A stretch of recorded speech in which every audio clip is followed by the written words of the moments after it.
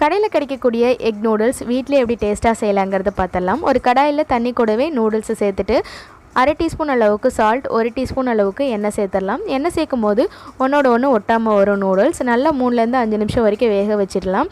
5 நிமிஷம் நல்லா வெந்து வந்துருச்சு. இப்போ ஒரு ஃபில்ட்ரு வச்சு இந்த மாதிரி தண்ணி எல்லாத்தையும் வடிகட்டி எடுத்துக்கலாம். 1 டம்ளர் அளவுக்கு ரூம் டெம்பரேச்சரில் இருக்க தண்ணியை சேர்த்து நல்லா கலந்து விட்டோம் அப்படின்னா ஒட்டாமல் இருக்கும். ஒரு பேனை சூடு பண்ணிவிட்டு 1 டேபிள் ஸ்பூன் அளவுக்கு எண்ணெய் சேர்த்துட்டு இதில் 2 முட்டை உடச்சி வச்சுருக்கேன், அதை சேர்த்து 1/4 டீஸ்பூன் அளவுக்கு சால்ட்டு சேர்த்து நல்லா வறுத்து எடுத்துக்கலாம். எண்ணெயில் நல்லா வறுத்து எடுத்துகிட்டு இதை நம்ம ஒரு பிளேட்டுக்கு மாற்றி வச்சிடலாம். இந்த அளவுக்கு நல்லா வறுபட்டுருச்சு.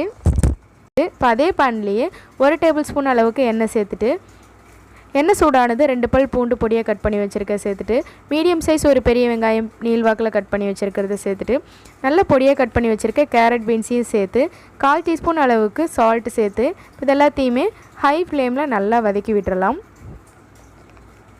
கேரட் பீன்ஸ் கொஞ்சம் வதங்கி வந்ததுக்கப்புறமா நம்ம கேப்சிகம் சேர்த்துக்கலாம். ஏன்னா கேரட் பீன்ஸ் வதங்கிறதுக்கு கொஞ்சம் டைம் எடுக்கும். இப்போ கொஞ்சம் வதங்கி வந்ததும் நீள்வாக்கில் கட் பண்ணி வச்சுருக்க கேப்சிகமும் சேர்த்து நல்லா வதக்கி விட்டுறலாம். 1 டீஸ்பூன் அளவுக்கு tomato sauce, 1 teaspoon green chilli sauce, 1 teaspoon soya sauce, இது 3த்தையும் சேர்த்து ஒரு தடவை நல்லா கலந்து விட்டுடலாம்.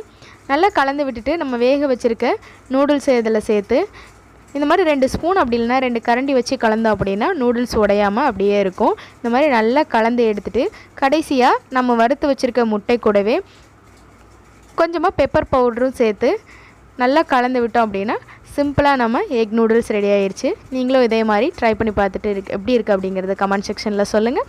Like, share and subscribe. Thanks for வாட்சிங்.